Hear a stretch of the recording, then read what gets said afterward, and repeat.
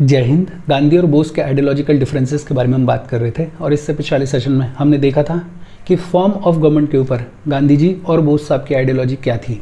आज हम पढ़ेंगे आइडियाज़ ऑन इकोनॉमी के बारे में और दूसरा हम बात करेंगे रिलीजन के बारे में कि इकोनॉमी को लेकर और रिलीजन को लेकर दोनों लीडर्स की क्या आइडियोलॉजी थी और क्या आइडियोलॉजिकल डिफरेंसेस थे। देखो शुरू करते हैं। सबसे पहले हम बात करेंगे आइडियाज़ ऑन इकोनॉमी के बारे में। गांधी जी के आइडियाज़ क्या थे। देखो गांधी जी जो हैं वो डिसेंट्रलाइज्ड इकोनॉमी को सपोर्ट करते थे, ऐसी इकोनॉमी जिसके ऊपर स्टेट कंट्रोल ना हो। तो he was in favour of decentralised economy.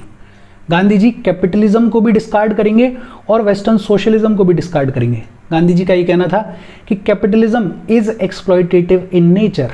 In fact हमने गांधी जी के रामराज्य के बारे में पढ़ा इससे पिछले सेशन में ही, और गांधी जी के रामराज्य में कैपिटलिज्म पूरी तरीके से एब्सेंट था। गांधी जी वेस्टर्न सोशलिज्म को भी एक्सेप्ट नहीं करेंगे, उसको भी डिस्कार्ड करेंगे, बिकॉज ये जो वेस्टर्न सोशलिज्म है ये इंडस्ट्रियलाइजेशन के बारे में बातचीत करता था और गांधी जी इंडस्ट्रियलाइजेशन के अगेंस्ट में थे। इनफैक्ट जब हमने गांधी और अम्बेडकर के आइडियोलॉजिकल डिफरेंसेस और सिमिलैरिटीज़ के बारे में पढ़ा था तो हमने देखा था कि गांधी जी ये कहते थे कि मशीन्स का डीह्यूमनाइजिंग इम्पैक्ट होता है। तो गांधी जी कैपिटलिज्म को भी डिसमिस करते थे और वेस्टर्न सोशलिज्म को भी डिसमिस करते थे और ये कहते थे कि ये दोनों ही आइडियोलॉजीज़ जो हैं वो लग्जरी की तरफ जाती हैं, वो सेल्फ इंडल्जेंस की तरफ जाती हैं। और जब इंसान लग्जरी की तरफ जाता है, सेल्फ इंडल्जेंस की तरफ जाता है, तो इंसान दूसरे लोगों को एक्सप्लॉइट करता है अपने बेनिफिट के लिए। तो गांधी जी एक तो ये चाह रहे थे कि डिसेंट्रलाइज्ड इकोनॉमी हो विदाउट स्टेट कंट्रोल। दूसरा, गांधी जी कैपिटलिज्म और वेस्टर्न सोशलिज्म दोनों को ही डिस्कार्ड करेंगे, डिसमिस करेंगे। गांधी जी का आइडिया था विलेज सर्वोदय। गांधी जी का आइडिया क्या था? विलेज सर्वोदय था। बेसिकली गांधी जी कहते थे कि बैक टू द रूट्स। जैसे पुराने टाइम में प्रोडक्शन होता था वैसे प्रोडक्शन करो।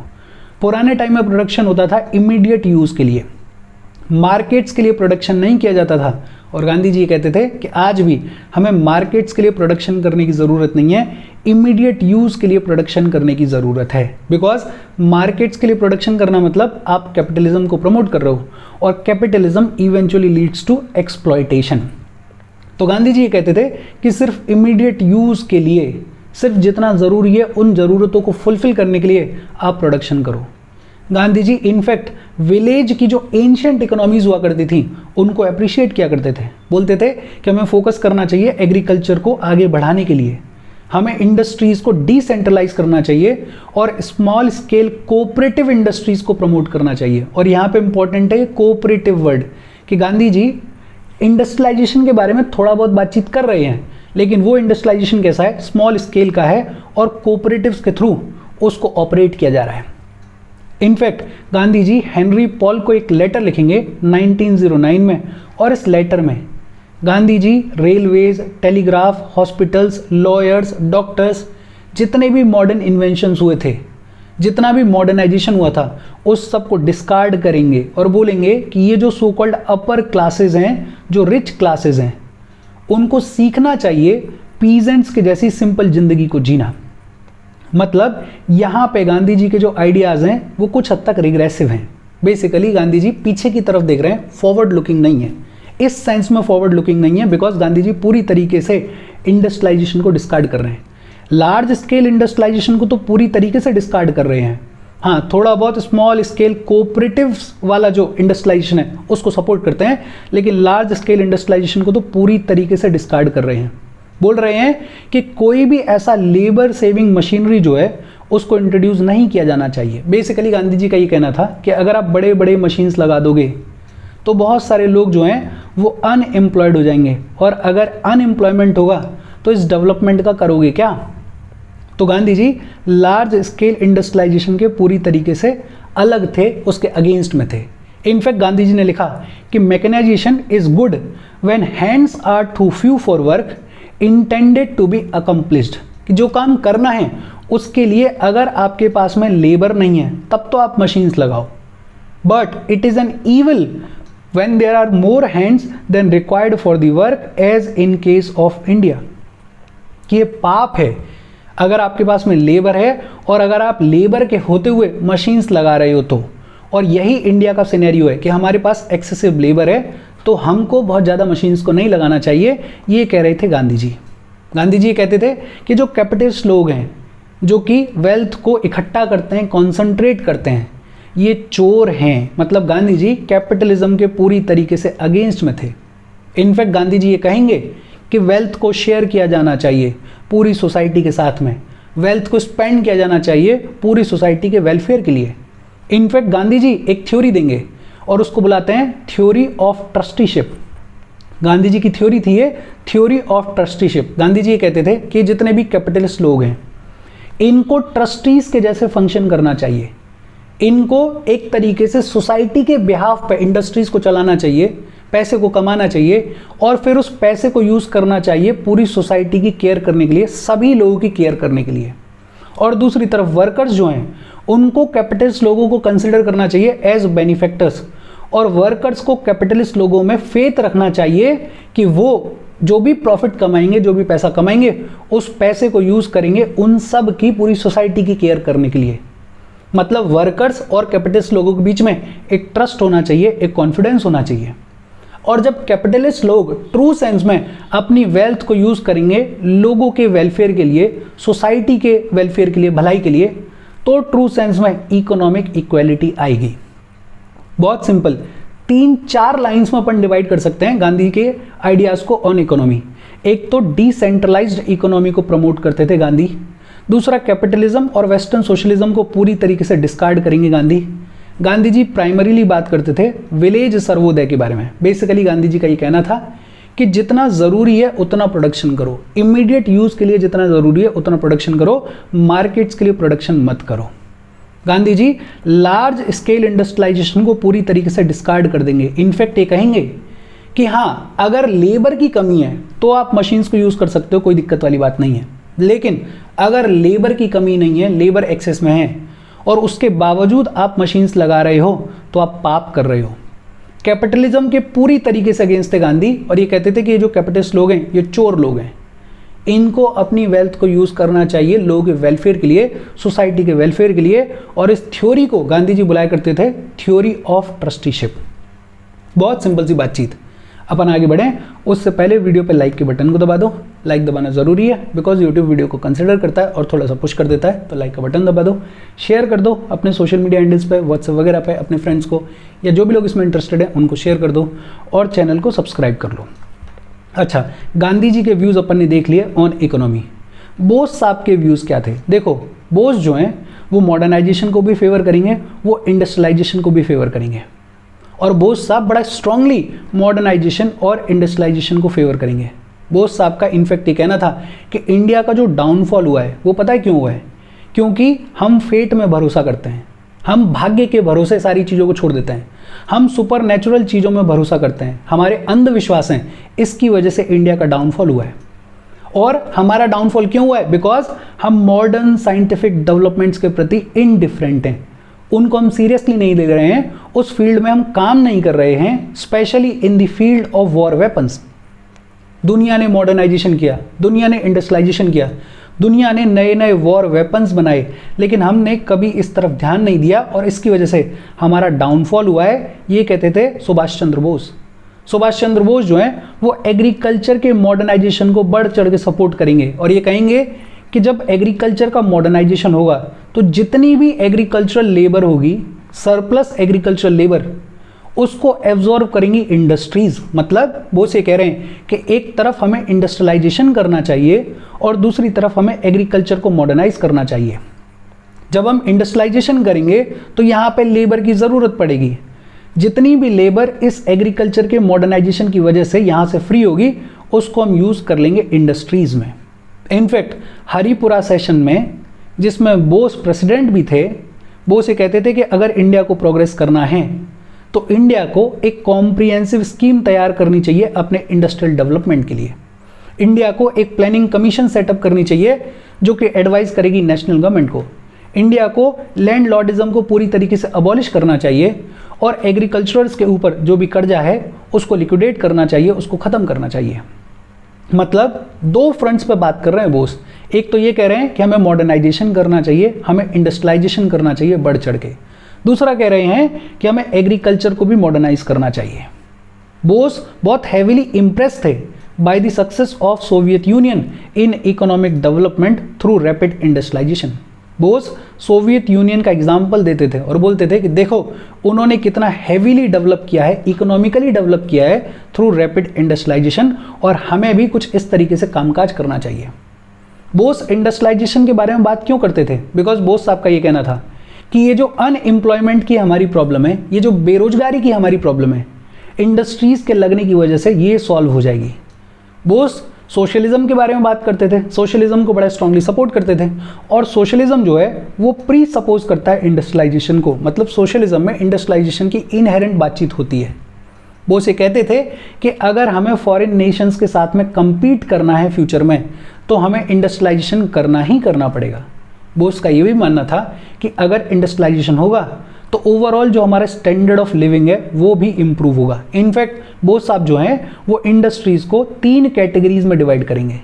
एक होगी हैवी इंडस्ट्रीज़ जो कि इंडस्ट्रियलाइजेशन की बैकबोन बनेंगी, दूसरी होंगी मीडियम इंडस्ट्रीज़, और फाइनली तीसरी होंगी कॉटेज इंडस्ट्रीज़। लेकिन बोस साहब ये कहते थे कि हमें कॉटेज इंडस्ट्रीज़ को भी इक्वली इंपॉर्टेंस देनी है, उनको भी इक्वली डेवलप करना है।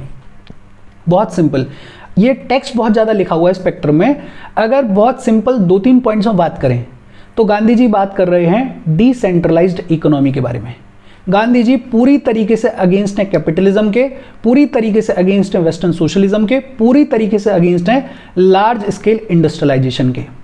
गांधी जी का कॉन्सेप्ट है विलेज सर्वोदय, और विलेज सर्वोदय क्या है कि जितनी ज़रूरत है उतना प्रोडक्शन करो, मार्केट के लिए प्रोडक्शन मत करो।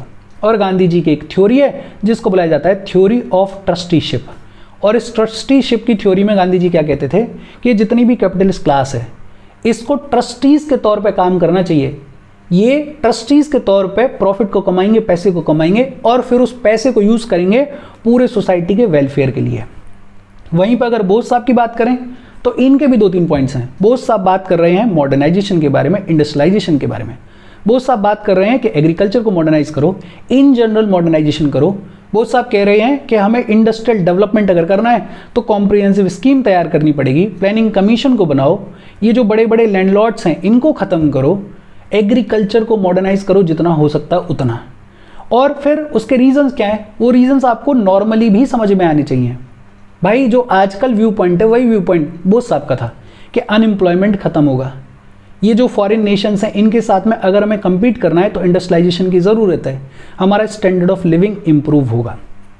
मतलब अगर इकोनॉमी के ऊपर बातचीत करें तो बोस साहब के जो आइडियाज़ हैं वो थोड़े प्रोग्रेसिव हैं, गांधी जी के जो आइडियाज़ हैं वो मेरे हिसाब से थोड़ा रिग्रेसिव हैं, थोड़ा पीछे की तरफ जाते हैं। अच्छा, रिलीजन के बारे में दोनों लीडर्स के बीच में क्या आइडियोलॉजिकल डिफरेंसेस थे, या ये कहें कि दोनों लीडर्स की क्या आइडियोलॉजी थी। देखो दोनों ही लीडर्स भगवान को मानते थे, रिलीजन को मानते थे। गांधी जी का तो अपने को समझ में भी आता है, जैसे गांधी जी ने कहा God is truth and love, God is ethics and morality, God is fearlessness, God is source of light and life, and yet he is above and beyond all this, God is conscience, he is even atheism of atheist, for in is boundless love God permits the atheist to live.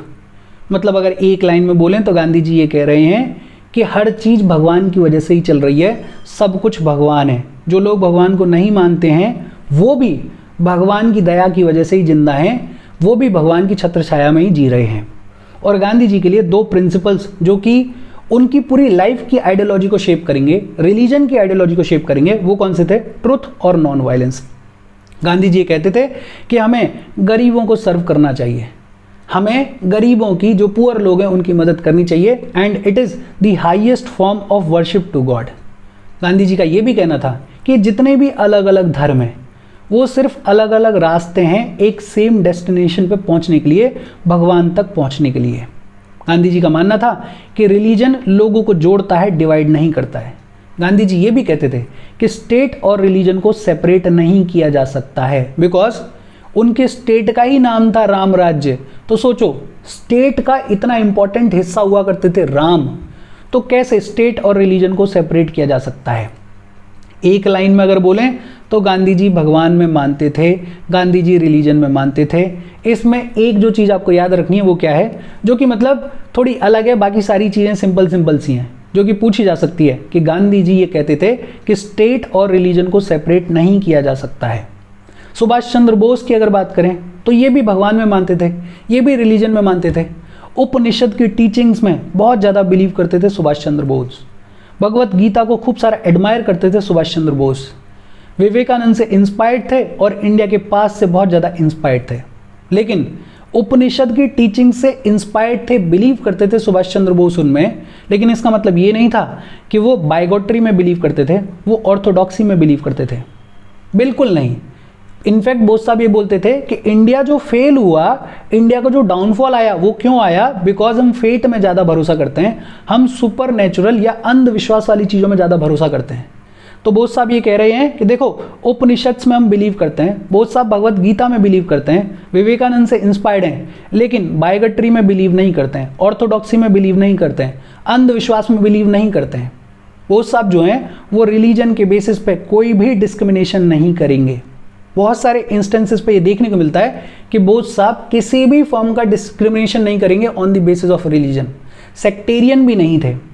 ये कहाँ से दिखता है कि religion के base पे लोग इस साथ में डिस्क्रिमिनेट नहीं करते थे सुभाष चंद्र बोस? उनकी फौज थी आज़ाद हिंद फौज, और इस आज़ाद हिंद फौज में हिंदू मुसलमान दोनों लोग बढ़ चढ़ के सोल्जर्स बने, कोई दिक्कत वाली बात नहीं थी। ये जो आज़ाद हिंद फौज है, इसमें कॉमन किचन्स हुआ करती थी, इसमें शेयर्ड स्पेस हुआ करता था, कॉमन बैरिक्स हुआ करते थे। कोई भी किसी भी धर्म का हो, क्लास का हो, सब एक साथ खाते थे, सब एक साथ रहते थे, और सभी रिलीजन्स को इस आज़ाद हिंद फौज में सेलिब्रेट किया जाता था। इनफैक्ट बोस साहब said, free India must have an absolutely neutral and impartial attitude towards all religions. Religion is a private matter and state has nothing to do with it. देखो बहुत सिंपल, अगर अपन सिंपल तौर पे बात करें रिलीजियस टर्म्स में, तो गांधी और बोस के बीच में बहुत ज़्यादा डिफरेंस है नहीं। गांधी जो हैं वो सेक्युलरिज्म को प्रमोट करते हैं, बोस जो हैं वो भी सेक्युलरिज्म की बातचीत करते हैं। गांधी रिलीजन में बिलीव करते हैं, बोस भी रिलीजन में बिलीव करते हैं। गांधी गॉड में बिलीव करते हैं, बोस भी गॉड में बिलीव करते हैं। गांधी भी भगवत गीता से इंस्पायर्ड थे, बड़ा इंपॉर्टेंट रोल प्ले किया भगवत गीता ने इनकी लाइफ में। बोस साहब भी भगवत गीता से इंस्पायर्ड थे। एक जो डिफरेंस हो सकता है या जो है वो क्या है कि गांधी कहते थे कि स्टेट और रिलीजन एक दूसरे से अलग नहीं है। बोस ये कहते थे कि स्टेट को रिलीजन से अलग रखा जाना चाहिए। Religion is a private matter, the state has nothing to do with it. बस एक ये डिफरेंस है रिलीजन के मामले में, बाकी सारी चीज़ें ऑलमोस्ट सेम है। रिलीजन के कॉन्टेक्स्ट में दोनों ही लीडर्स के आइडियोलॉजी एकदम सेम है। और अगर इंडस्ट्रियलाइजेशन के बारे में बात करें तो गांधी जी पूरी तरीके से अगेंस्ट हैं लार्ज स्केल इंडस्ट्रियलाइजेशन के। गांधी जी पूरी तरीके से अगेंस्ट हैं कैपिटलिज्म के। गांधी जी पूरी तरीके से अगेंस्ट हैं वेस्टर्न सोशलिज्म के। गांधी जी बात करते थे विलेज सर्वोदय के बारे में। लेकिन वहीं दूसरी साइड अगर देखें तो बोस साहब हैवी इंडस्ट्रियलाइजेशन के बारे में बातचीत करते थे, मैकेनाइजेशन को बढ़ चढ़ के सपोर्ट करते थे। बोस साहब जो हैं वो एग्रीकल्चर के मॉडर्नाइजेशन की भी बातचीत करेंगे। तो यहाँ पे पूरी तरीके से आइडियोलॉजिकल डिफरेंस है दोनों ही लीडर्स के बीच में। और इसके साथ आज की अपनी बातचीत खत्म हो गई। कोई डाउट हो तो कमेंट करके पूछ लेना। Thank you very much.